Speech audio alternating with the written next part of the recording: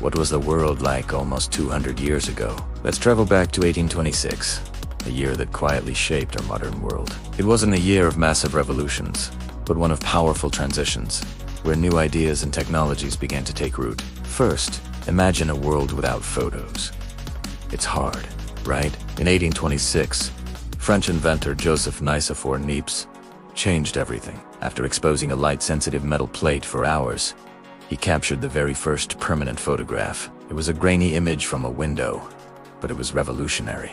This single experiment laid the groundwork for modern photography, transforming how we see history, science, and art. Meanwhile, the Industrial Revolution was chugging along at full speed. In Britain, steam-powered locomotives were starting to replace horse-drawn carts on the rails. This expansion of railways wasn't just about faster travel. It meant goods and people could move cheaper and easier than ever before. This new network of steel and steam supercharged industrial growth, helping it spread across the globe.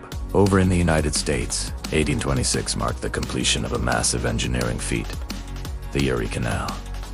This waterway connected the Great Lakes to the Atlantic Ocean, slashing shipping costs and travel times. It turned New York City into an economic powerhouse and fueled America's westward expansion, uniting the young country through trade. Speaking of America, a truly symbolic moment happened on July 4th, 1826.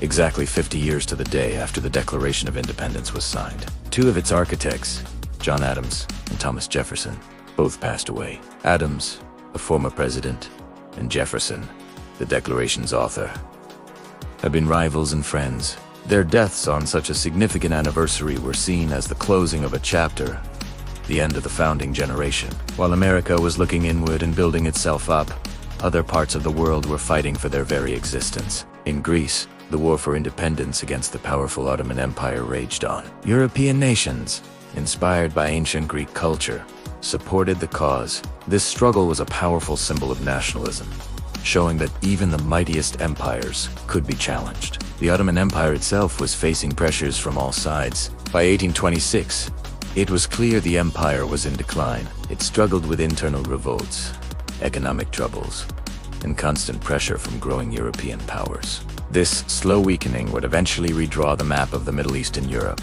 with consequences that we still see today.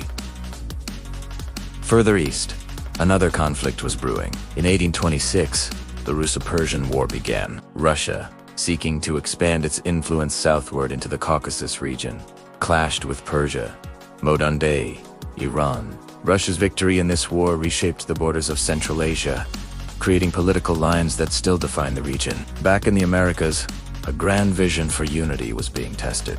Simón Bolívar, the great liberator, organized the Congress of Panama. He brought together newly independent Latin American nations, hoping to form a strong alliance for mutual defense and cooperation.